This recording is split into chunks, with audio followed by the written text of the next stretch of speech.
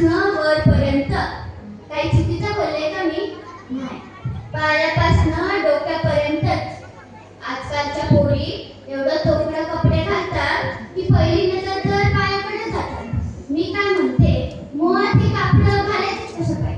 नाही म्हणजे मला तसं नाही म्हणायचं, पण जेव्हा आपण जन्मलो तेव्हा कुठे होते आपल्या अंगावर कापड?